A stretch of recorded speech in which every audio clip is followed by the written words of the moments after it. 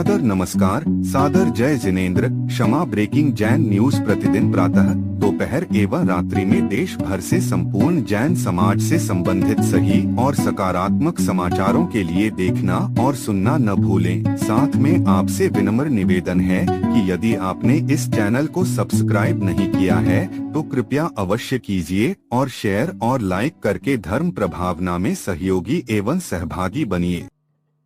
नमो अणि हंताराम, नमो सिद्धाणाम, नमो ऐरण्याणाम प्रियाणाम, नमो उज्जैण्याणाम, नमो लोय सभ्य साहुणाम, ऐसो पंच नमो कारो सभ्य पाव प्यसणो मंगणाम च सभ्य सीम पठम हवय मंगलम। जय जिनेंद्र। भारत माता की, भारत माता की, भारत माता की।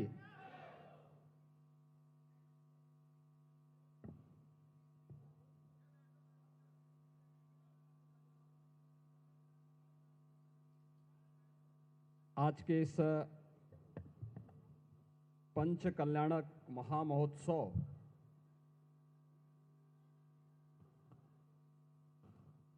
भगवान पार्श्वनाथ की भव्य मूर्ति और गुफा मंदिर के इस लोकार्पण कार्यक्रम में जिनका सानिध्य आप सबको प्राप्त हो रहा है, ऐसे पूज्य आचार्य श्री प्रसन्न सागर जी महाराज, उपाध्याय मुनि श्री पीयूष सागर जी महाराज, प्रवर्तन मुनि श्री महत सागर जी महाराज, निर्यापक मुनि श्री नौपदम सागर जी महाराज,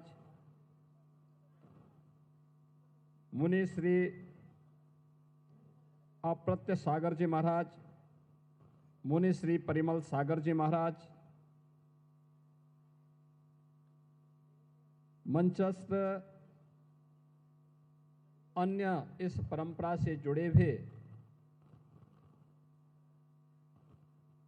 सभी महानुभाव, इस समारोह में मेरे साथ उपस्थित उत्तर प्रदेश सरकार के हमारे मंत्रिमंडल के सहयोगी श्री सुनील शर्मा जी, नरेश कश्यप जी, माननीय सांसद अतुल गर्ग जी, माननीय विधायकगण श्री नंदकिशोर गुर्जर जी, अजीत पाल जी, पूर्व सांसद रमेश चंद तोमर जी, भारतीय जनता पार्टी के महानगर के अध्यक्ष मयंक गोयल जी और उपस्थित सभी श्रद्धालुजन, बहनों और भाइयों, ये मेरा सौभाग्य है कि आज मुझे इस गुफा मंदिर में भगवान पार्श्वनाथ और क्रांतिकारी संत पूज्य तरुण सागर जी महाराज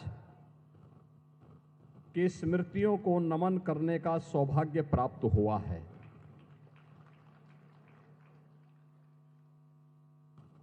मैं इसके लिए आभारी हूं इस पूरी व्यवस्था से जुड़े हुए उन सभी महानुभावों का जिन्होंने मुझे आज यहां पर पूज्य आचार्य श्री प्रसन्न सागर जी महाराज और अन्य जैन मुनियों संतों का सानिध्य प्राप्त करने, इस पंच कल्याणक महामहोत्सव में भाग लेने और इस भव्य गुफा मंदिर को देखने का सौभाग्य प्राप्त प्रदान किया। बहनों और भाइयों, भारत की परंपरा, भारत के ऋषियों, संतों, मुनियों और महापुरुषों के त्याग और बलिदान की एक महागाथा है। ये महागाथा उंगलियों में गिनने लायक नहीं, युगों युगों से यह गाथा विश्व मानवता के लिए एक प्रेरणा रही है।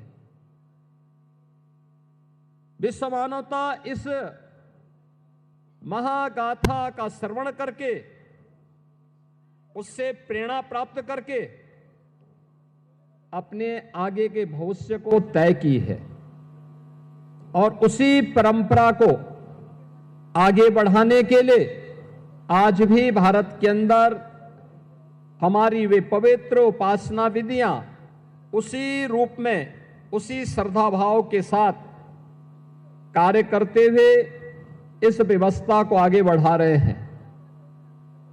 अभी 3 दिन पूर्व यह हमारा सौभाग्य है, अयोध्या में प्रभु श्री राम के भव्य मंदिर के निर्माण में कार्य को पूर्ण करने के इस महायज्ञ का पूर्णाहुति के कार्यक्रम के साथ ही भव्य भगवा ध्वज का आरोहण श्री राम जन्मभूमि के भव्य मंदिर में प्रधानमंत्री जी के कर कमलों से संपन्न हुआ है। पूरा देश और पूरी दुनिया भारत के सनातन के इस वैभव को देखी है, उसको अनुभव की है। और अयोध्या की जब बात आती है तो उसी इक्ष्वाकु कुल के प्रथम राजा भगवान ऋषभ देव, जो प्रथम जैन तीर्थंकर थे, उनका स्मरण भी हर व्यक्ति बड़ी श्रद्धा भाव के साथ करता है। ये उत्तर प्रदेश का सौभाग्य है कि हमारे उत्तर प्रदेश में प्रथम जैन तीर्थंकर भगवान ऋषभ देव और अयोध्या में 4 ऐसे पवित्र जैन तीर्थंकर उसी अयोध्या की धरती में पैदा हुए। काशी, जो दुनिया की आध्यात्मिक नगरी कही जाती है, उस काशी में 4 जैन तीर्थंकरों को अवतरित होते हुए दुनिया ने देखा है। अभी पिछले दिनों मुझे श्रावस्ती जाने का अवसर प्राप्त हुआ था। वहां पे बर्फ पे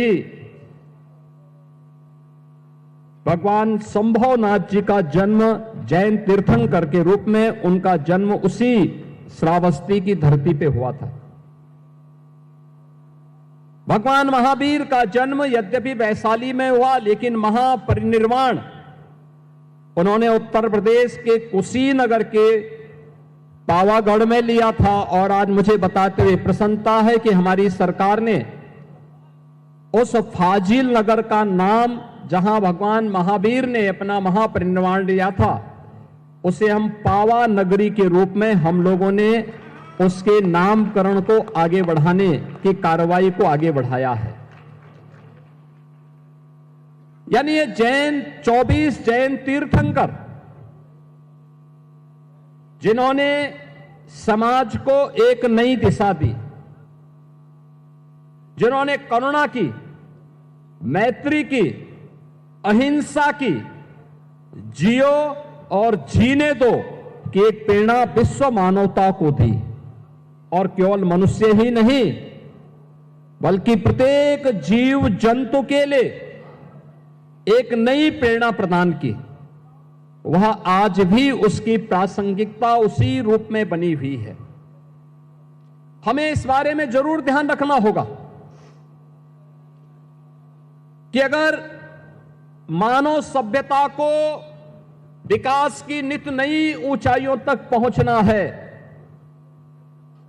तो हमें भारत के अध्यात्म की शरण में जाना पड़ेगा। याद रखना, अध्यात्म के साथ ही भौतिक विकास हो, सांस्कृतिक उन्नयन हो, या आध्यात्मिक उन्नयन के लिए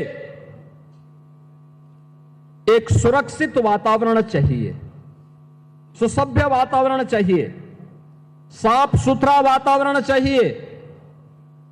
और यह भारत ने ही पहले भी दुनिया को दिया है, आज भी विश्व मानवता के लिए वह संदेश भारत का ही है, भारत के ऋषि मुनियों का है, भारत की परंपरा का है, भारतीय संस्कृति का है।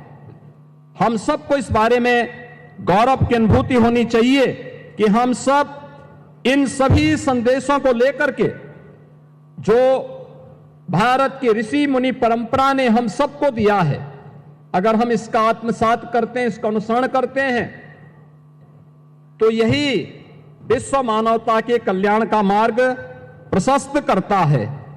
आप याद करिए, गत वर्ष जब प्रधानमंत्री मोदी जी ने उस समय अप्रैल में दिल्ली में विश्व नौकार महामंत्र दिवस पर वन वर्ल्ड वन चैंट कार्यक्रम का उद्घाटन किया था, उस अवसर पर उन्होंने 9 संकल्पों को हम सबको प्रदान किया था। वे 9 संकल्प थे कि पानी का बचत, दूसरा था एक पेड़ मां के नाम, तीसरा था स्वच्छता का मिशन, चौथा था वोकल फॉर लोकल, पांचवा था देश दर्शन, छठा था नेचुरल फार्मिंग यानी प्राकृतिक खेती, सातवां था हेल्दी लाइफ स्टाइल यानी योग और खेल को जीवन में लाना, और 9वां था गरीबों के कल्याण के लिए, गरीबों की भलाई के लिए सदैव समर्पित भाव के साथ कार्य करना। और आज मुझे बताते हुए प्रसन्नता है कि जैन मुनियों की जो परंपरा है उसी पवित्रता को आगे बढ़ाने का कार्य कर रही है। मैंने भी यहां पर जब मैं आया था, मैंने आचार्य श्री प्रसन्न सागर जी महाराज, उपाध्याय मुनि श्री पीयूष सागर जी महाराज की दिनचर्या को देखा है, और मैंने जो देखा उनके बारे में सुना। जो मैं देख रहा था कि 557 दिनों की कठोर साधना, 496 दिनों की निर्जल उपवास, तप, अनुशासन और आत्म संयम का एक अद्भुत उदाहरण इसमें हमें देखने को मिला है। ये चीजें दिखाती हैं कि अगर हम संकल्प ले लें तो पिंड माही ब्रह्मांड समाया, यानी सब कुछ जो कुछ हमें बाहर दिखाई दे रहा है वह सब कुछ हमें इस शरीर में अनुभव होते हुए दिखाई देगा।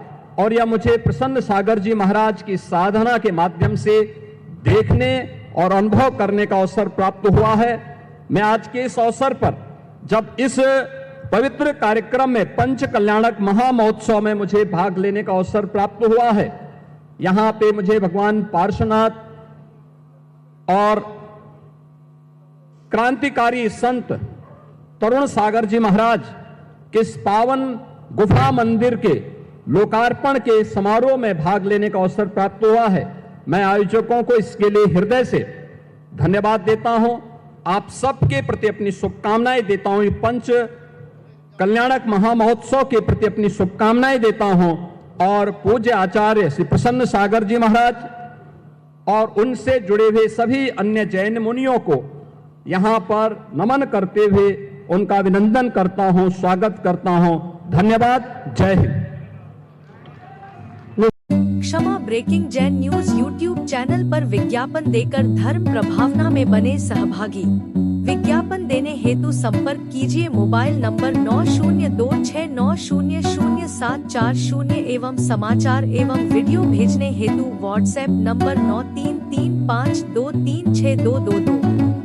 क्षमा breaking Jain news YouTube channel देखने के लिए आपको बहुत बहुत धन्यवाद। सादर प्रणाम। सादर जय जिनेंद्र।